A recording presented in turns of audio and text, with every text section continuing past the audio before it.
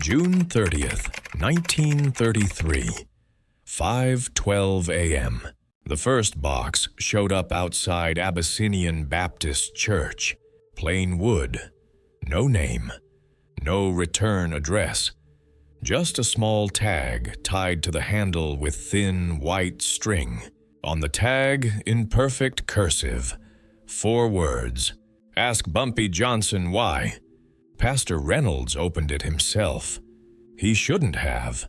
Inside was a boy's right hand, cleanly cut at the wrist, brown skin, chewed up fingernails, a cheap tin ring with the letter M scratched into it. The smell hit him second. 3 days of decomposition wrapped in summer heat. Sweet, rotten. The kind of smell that crawls into your throat and stays there and makes sure you never forget what you saw. His throat tightened, his vision blurred.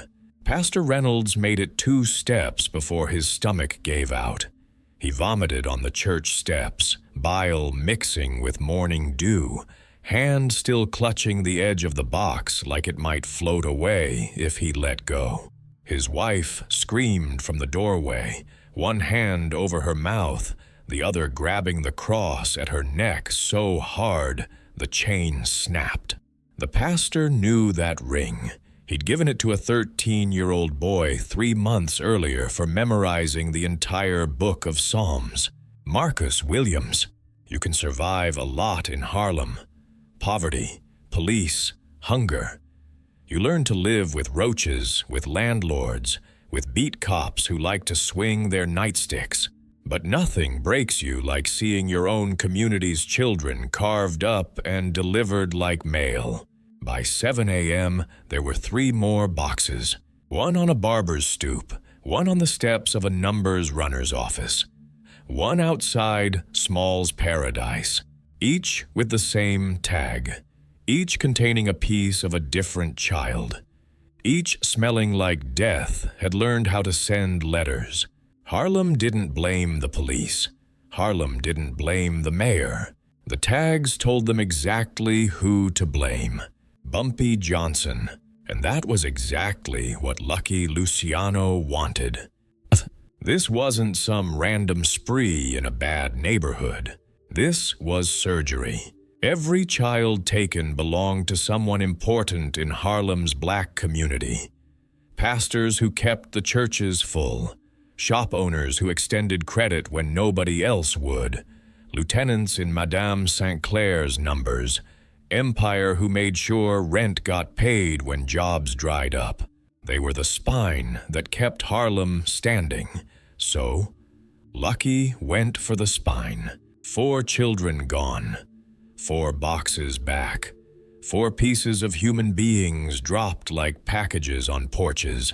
And now those parents, and the people who depended on them, had one name burned into their minds. Bumpy. Not the police failed us. Not the city doesn't care. Just, where was Bumpy Johnson? Which meant the man running New York's underworld from downtown had done something even more dangerous than killing kids. He'd turned Harlem's anger in the wrong direction. Small's Paradise smelled like stale whiskey, cigarette smoke, and rage. 40 people crammed into the club before breakfast. Mothers with swollen eyes and scarves tied tight over their hair.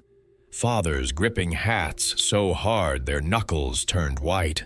Shop owners still in aprons and flour-dusted clothes. The bandstand was empty.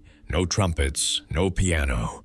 Just heavy silence and the sound of people breathing too hard.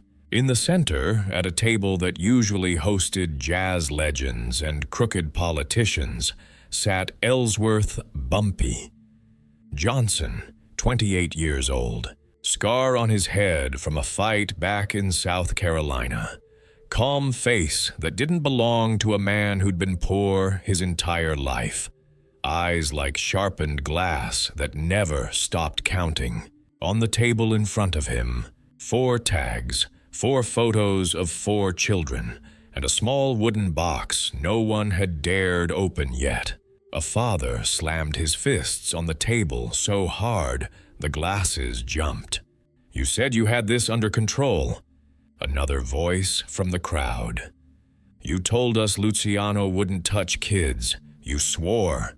A woman pointed at the box, voice cracking like broken glass.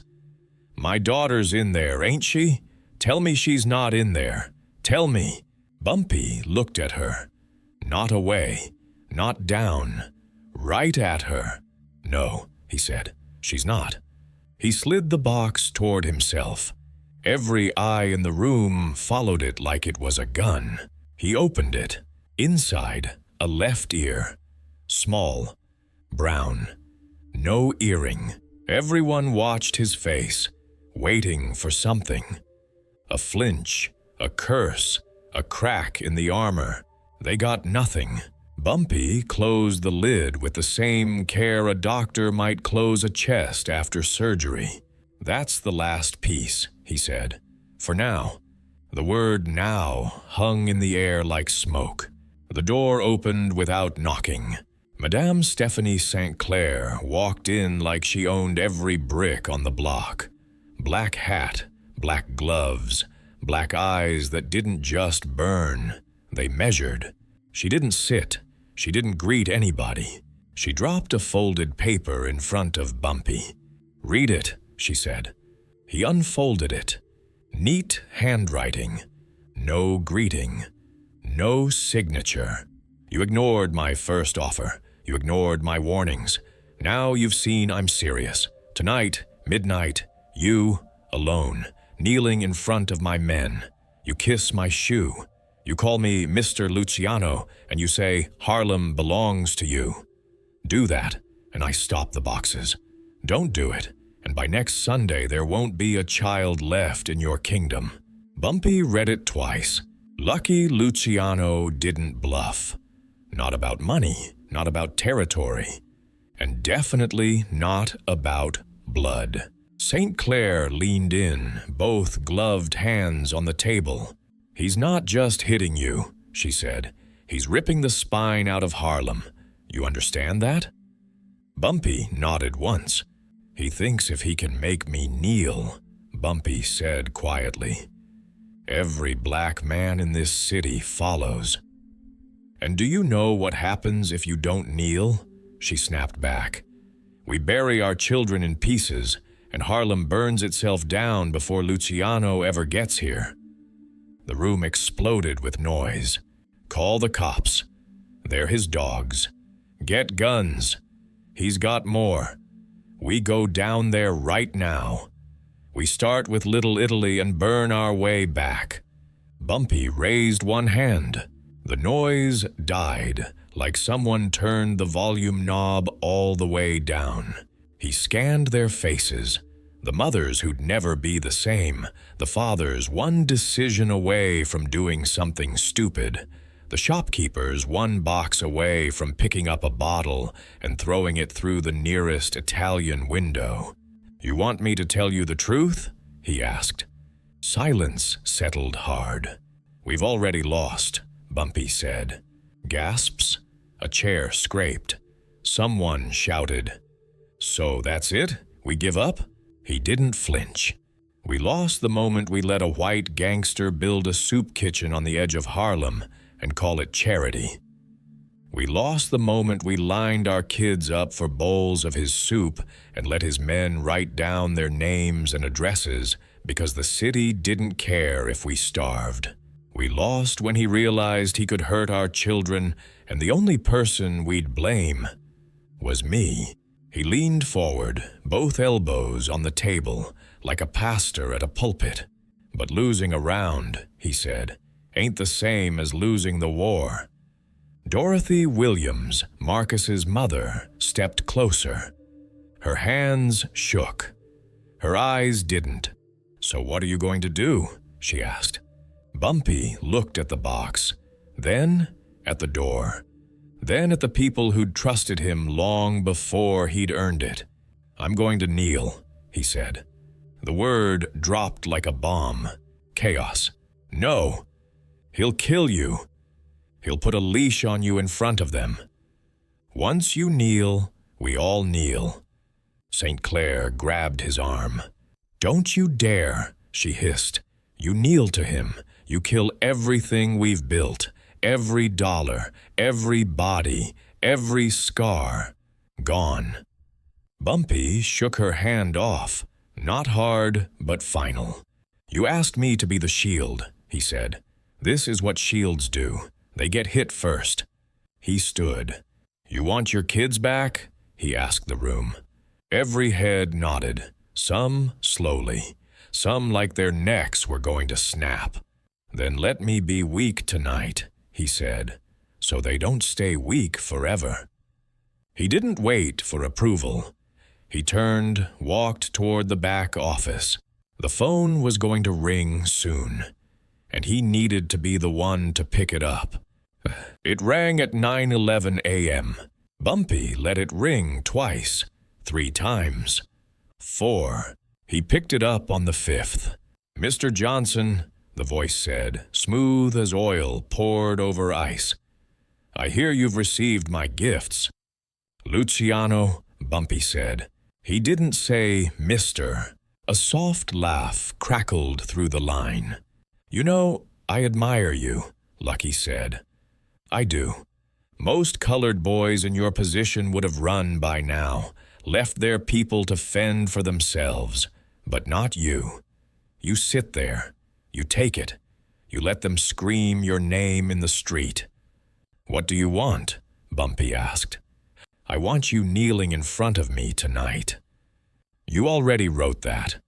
Writing it and hearing you agree are 2 different pleasures," Lucky said. "So, say it." Bumpy's jaw muscles worked.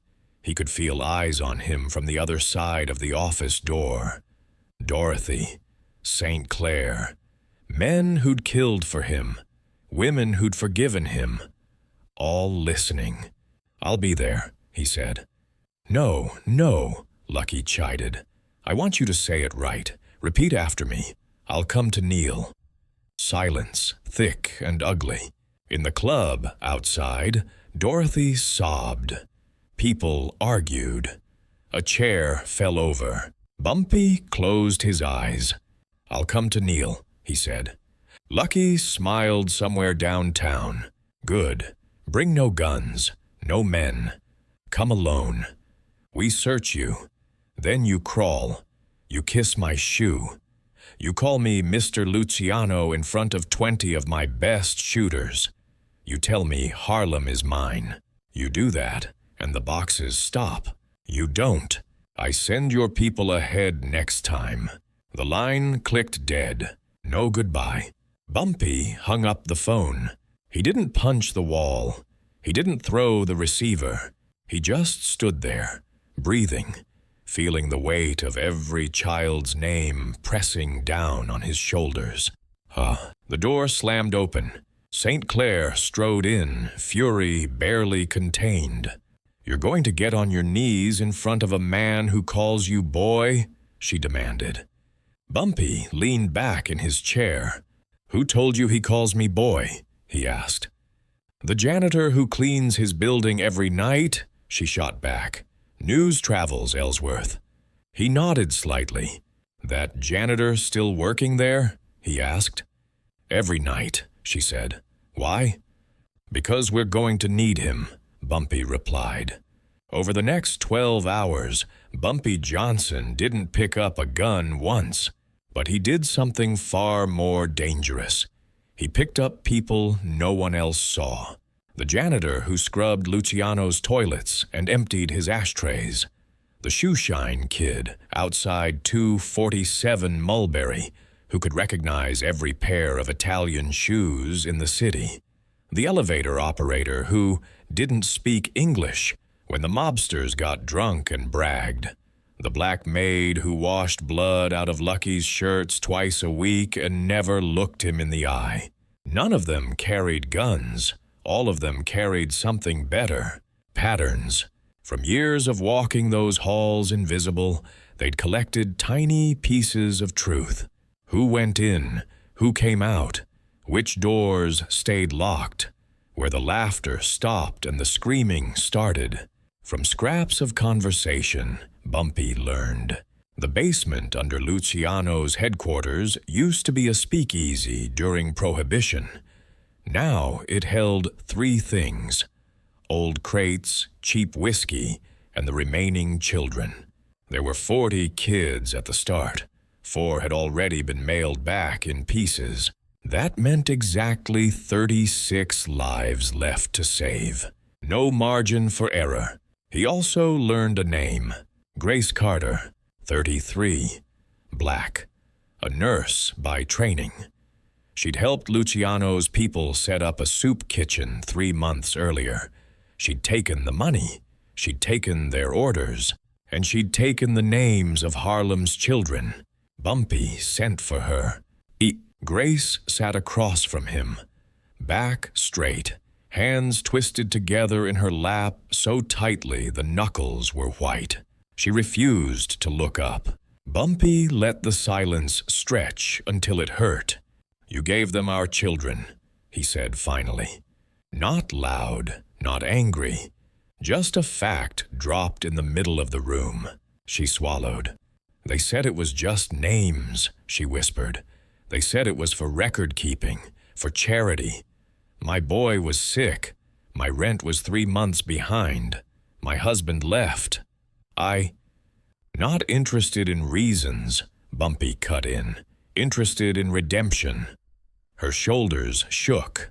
A tear slid down, but she didn't wipe it. "You think I don't know what hunger feels like?" Bumpy asked quietly.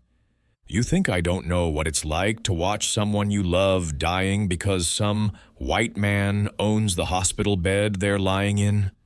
He leaned forward. "You sold names, Grace. You sold faces. Now 4 children are in boxes, and 36 are in a basement they may never leave. You can't make that right, but you can decide if that's where your story ends." He slid a single sheet of paper across the desk. 3 words were written at the top: "Get him to kneel." Grace stared at the paper like it was a weapon. "You're going back in," Bumpy said. "You're going to walk into that soup kitchen, into that building, like you always do. You're going to act scared enough to be believable and loyal enough to be useful. You're going to teach those kids to scream on command. You're going to plant smoke, not fire. You're going to map their escape. And when I walk into that building tonight, you're going to make lucky Luciano believe his own basement is burning." Grace's voice trembled. "Why would you trust me?" Bumpy held her gaze. "I don't," he said. "I'm not trusting you. I'm trusting your guilt." He pulled out a photograph from a drawer. Her son lay in a hospital bed, eyes half open, a tube in his nose. "I also know where your boy sleeps," Bumpy added quietly. "He's under my protection now. You do right by those 36 children, and he lives to grow old. You play me, and I make sure you never find his grave." Grace's breath hitched. "You can't." "I can," Bumpy said. "And I will, because that's what shields do. They get bloody so others don't have to." He let that sink in. "So," he said, "die guilty or live forgiven. Your choice, but you're choosing tonight." Grace closed her eyes. When she opened them, something new sat there behind the fear. "Resolve. I'll get him to kneel," she said. Over the next hours, Grace became his weapon. She walked back into Luciano's world like a penitent servant, trembling, apologizing, promising to help. Keep the Negroes calm. But in the basement, surrounded by crates and dim bulbs and terrified children, she was something else. She lined them up and whispered, "When you hear his voice upstairs, when you hear men shouting, you scream. All together. Like this." She clapped once, hard. Fire, fire, help us! Tiny voices echoed her words. At first weak, scattered, then stronger. More in rhythm. She soaked rags in kerosene, tucked them behind crates where the smell would be strong, but the flames could be controlled. She showed the oldest boys and girls the rusted side exit and made them practice opening it until the hinge squealed less. Don't be heroes, she told them. Be fast. When the door opens, you run toward the voices that sound like your mama's. Meanwhile, Bumpy made one more set of calls.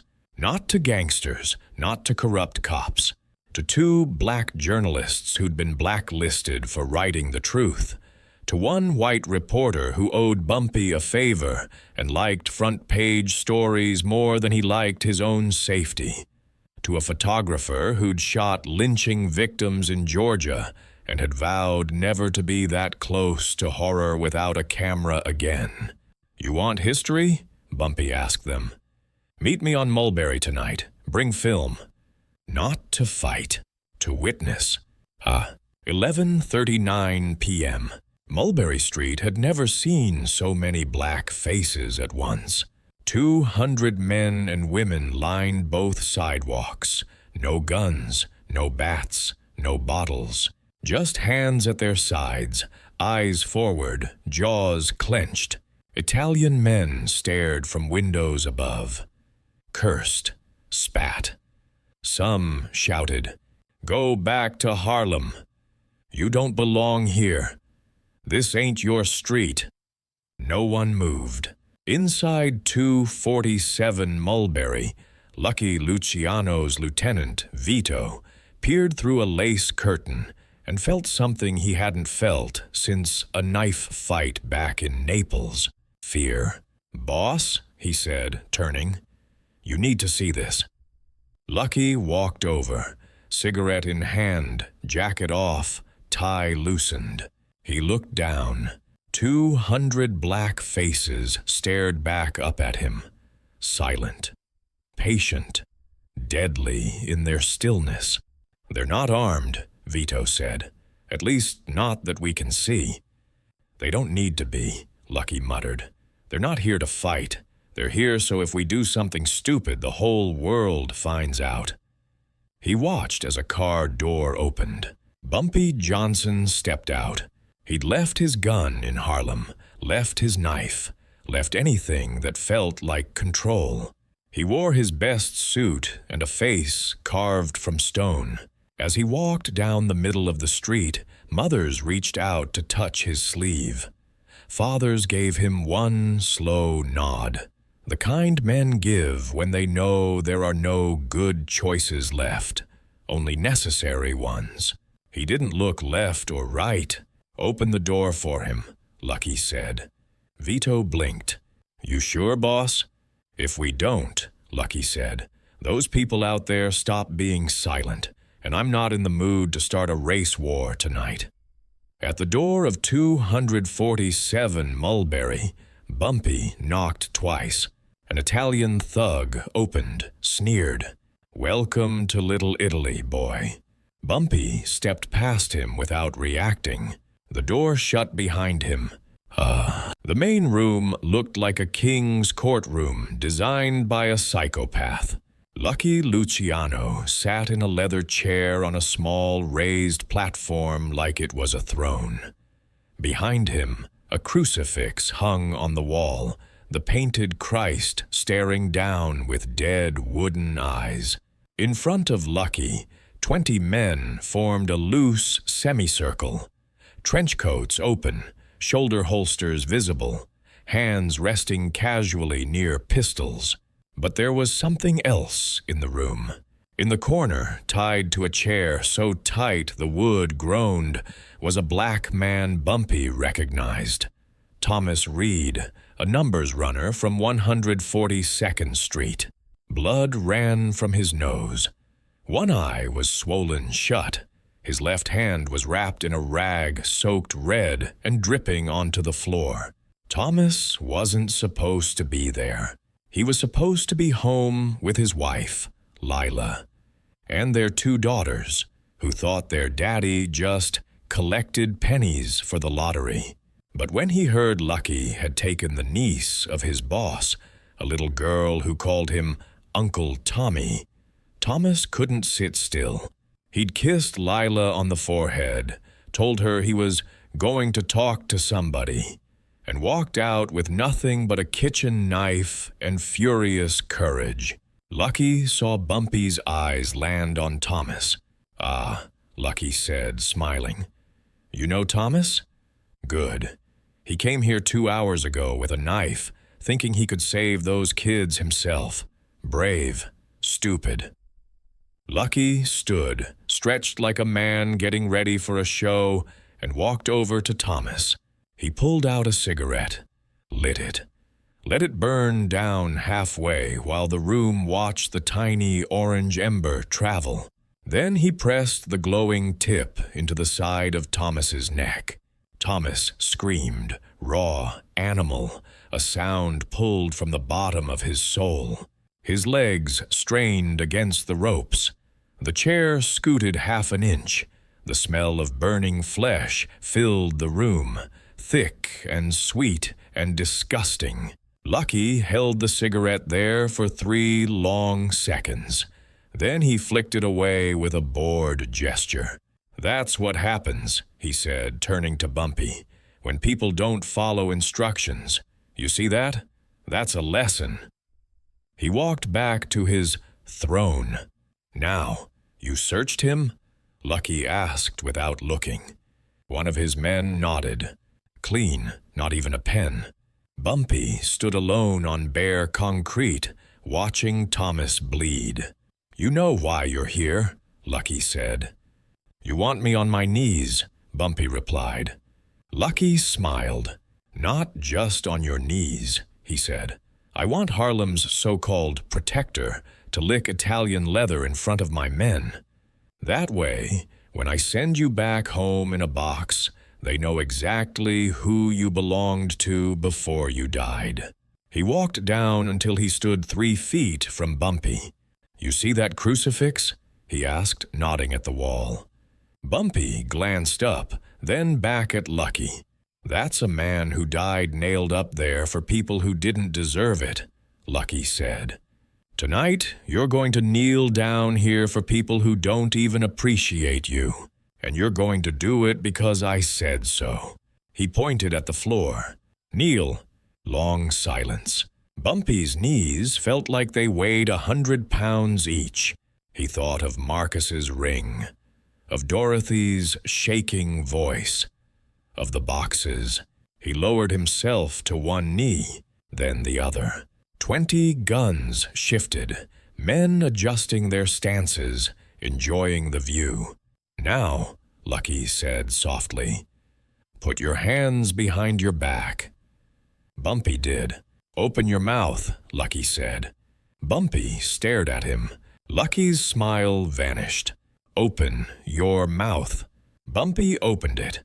Lucky took one slow drag on his cigar, then flicked ashes into Bumpy's mouth. He leaned in and spat straight between Bumpy's teeth. The room howled with laughter. "Close it," Lucky said. "Swallow." Bumpy swallowed. Not because he was broken, because 36 children in a basement were counting the seconds until someone came for them. Lucky stuck out his foot. Shiny Italian leather, polished so perfectly the overhead light bounced off it. "Kiss it," he said. Bumpy stared at the shoe. In his mind, he saw his grandfather in Charleston, hands bound behind his back, a sheriff calling him boy before cracking a nightstick across his skull. Saw boxes, saw fingers, saw Marcus's tin ring. He bent his head and pressed his lips to the shoe. The laughter got louder. Hands slapped shoulders. Men wiped tears from their eyes. Through it all, Lucky leaned in and whispered so only Bumpy could hear. "You feel that?" he said. "That's history. That's where you people belong, under our feet." Bumpy raised his head. "Is that it?" he asked softly. Lucky chuckled. Oh no, he said loudly for the room. One more thing. Say it. Say, Harlem belongs to you, Mr. Luciano. Bumpy locked eyes with him. My Harlem, he said slowly, belongs to no one. Lucky's smile died. Wrong answer, he said. He snapped his fingers. Behind Bumpy, a man stepped forward with a baseball bat and slammed it into Bumpy's shoulders. Bone and muscle lit up with fire. Bumpy fell to all fours. Another boot drove into his ribs. Something cracked. Pain flashed white-hot. A third man grabbed Bumpy's left hand, stretched it flat on the concrete. Another raised his boot. No breaking bones, Lucky said. Not yet. Just make him remember. The boot came down on Bumpy's fingers. Not hard enough to shatter, but hard enough to make his vision go black around the edges. They beat him for a full minute. Not enough to kill, just enough to mark him. Lucky watched, bored, like he was watching men move furniture. Stop, he said finally. Bumpy's nose bled. One eye swelled shut. His knees screamed with every breath. Pick him up, Lucky ordered. Two men grabbed Bumpy under the arms and hauled him back upright, still on his knees. Lucky leaned in again, close enough that Bumpy could smell the expensive liquor on his breath. Last chance, Lucky said quietly. Say it, and maybe, I stop at 4 boxes. Say it, and maybe the rest of those kids get to grow up. Bumpy looked at the floor. Blood dripped from his nose onto the concrete, blooming red. He took a ragged breath. Very quietly, he said, You might want to check your basement. Lucky blinked. What? Bumpy raised his head. I said, he repeated, louder, You might want to check your basement before the fire gets out of hand. Lucky frowned. What fire? That was when they heard it. Muffled at first, then louder. Dozens of small voices beneath their feet, screaming in ragged unison. Fire, fire, help us! Fire, fire, help us! Smoke began curling up through the cracks in the floorboards, carrying with it the sharp stink of kerosene and panic. Lucky Luciano didn't flinch at gunshots, but the smell of smoke and 36 children screaming triggered something he couldn't ignore. Not their survival instinct, his, because 36 black kids burned alive inside his headquarters. Every newspaper in America would carry it. Every politician would swear they never knew him. Every prosecutor who'd been too scared to go after him would suddenly find courage. Get them out, Lucky roared. Now!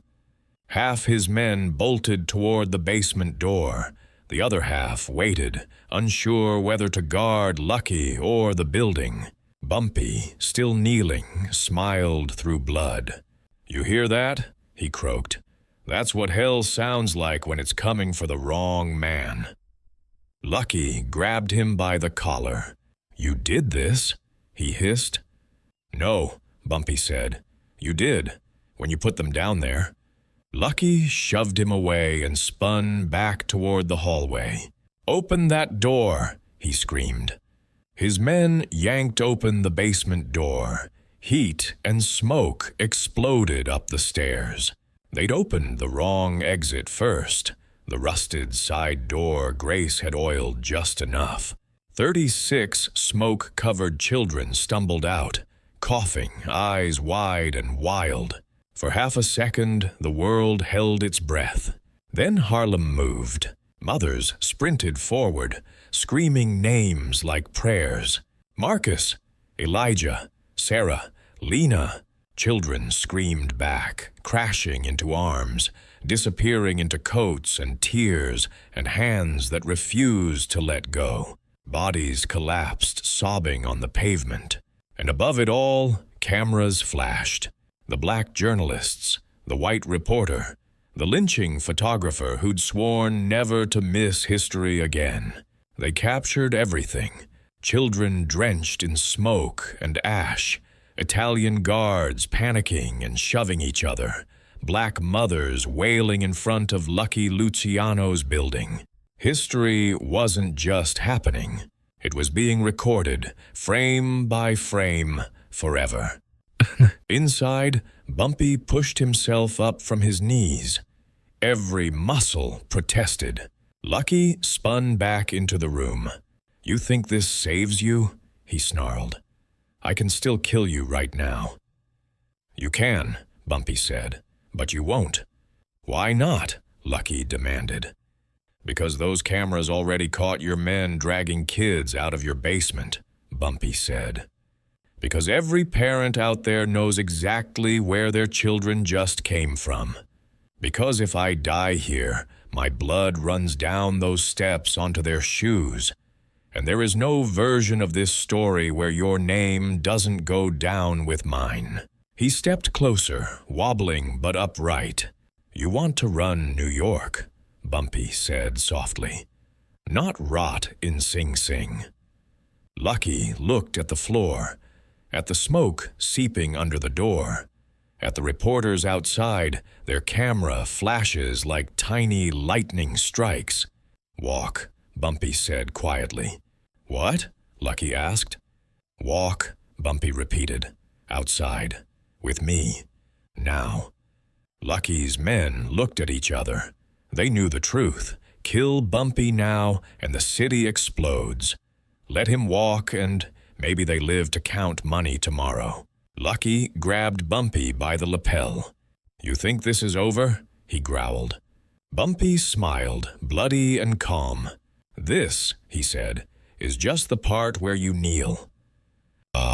The street went dead silent when Lucky stepped out the front door. 200 black faces turned toward him, cameras angled up like guns. Lucky looked at the crowd, like a man staring into an ocean that could swallow him whole. Bumpy limped out behind him, one hand pressed to his ribs. "How many of you?" Bumpy called, voice rough but steady. "Got a box this week?" Hands went up. 4 families. "How many got a note saying it was my fault?" he asked. Same hands. Bumpy pointed at Lucky. "Ask him," Bumpy said. "Ask Mr. Luciano whose idea that was." A low rumble rolled through the crowd. Lucky felt something he hadn't felt in a long time. Small. "You made your point," Lucky said through gritted teeth. "They got their kids. We can make our arrangement like businessmen." "No," Bumpy cut him off. "I'm not a businessman tonight," he said. "I'm Harlem." He stepped closer until there were only inches between them. "You humiliated me in there," Bumpy said.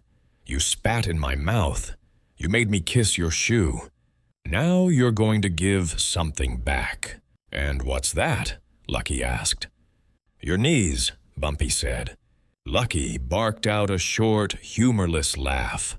"You're out of your mind," he said.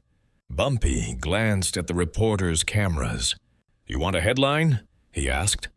"Mob boss refuses to apologize after kidnapping Negro children. You sure that's the story you want tomorrow?" Lucky's men shifted. Some looked away. Even they knew the math. Inside Lucky's head, a different conversation was happening. He'd killed 30 men. He'd survived a throat slashing that left him bleeding in the street. He'd outplayed rival bosses, outbribed judges, outshot cops. But this, kneeling in front of 200 black faces while cameras flashed, this wasn't just losing. This was losing in public. And public humiliation got you killed in his world faster than any bullet. As if his bones weighed 1,000 pounds, Lucky lowered himself to one knee. The crowd gasped. He dropped the second knee. The most powerful gangster in New York knelt in front of Harlem. Bumpy leaned close. "Say it," he murmured, loud. Lucky's jaw worked. "I'm sorry for kidnapping your children," he forced out. "It was a mistake. It won't happen again." But Bumpy wasn't done. "Now give me your watch," Bumpy said quietly. Lucky's head snapped up. "What?" "Your watch," Bumpy repeated. "The one your father gave you. I know the story. Everyone knows." That watch had been on Lucky's wrist the day he came to America, the day he made his first $1, the day he ordered his first hit. $10,000 of gold and sentiment. "You want me to?" he began. "I want a reminder," Bumpy said, "that you knelt here, so take it off, now." Lucky's hands shook as he unbuckled the strap. He handed the watch over like a man giving away a piece of his spine. Bumpy slipped it into his pocket without looking at it. "One more thing," Bumpy said, loud enough for the nearest reporters to hear. "Those two men who beat me inside, the one with the bat, the one who stomped my hand, you're going to fire them, right here, right now." Lucky's jaw clenched. "They work for me," he said. "They worked for you," Bumpy corrected. "Now you tell them they're done, or this crowd doesn't let you leave." Lucky turned slowly to the doorway where two of his men stood. "Sal, Frankie," he said, "you're out. Don't come back." The two men stared, stunned.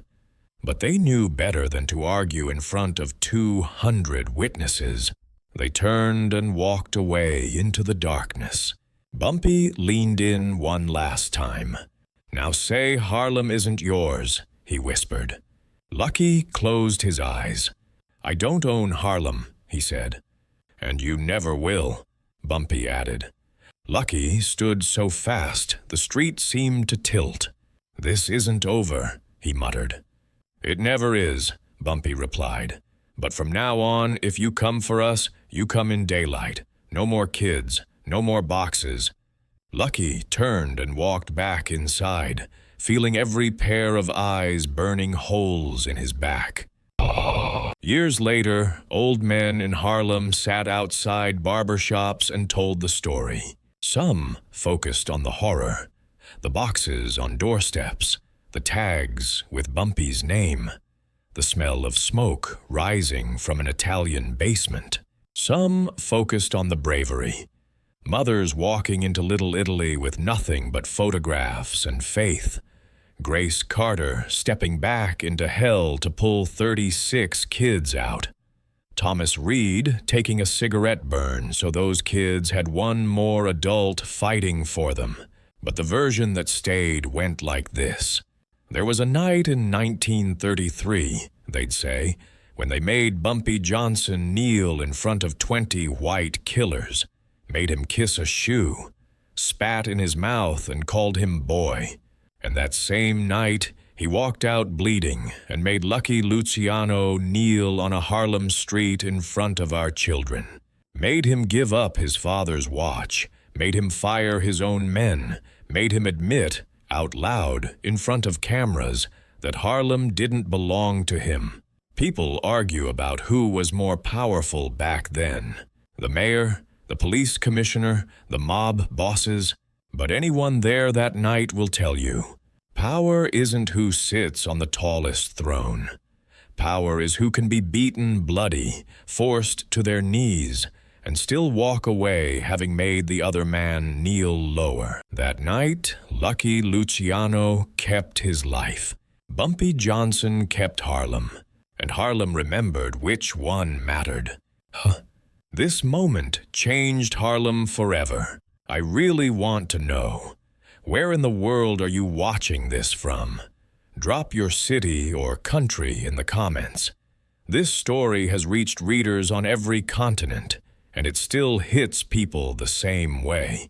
Drop a comment, share this story. Let's talk about it. See you in the next one.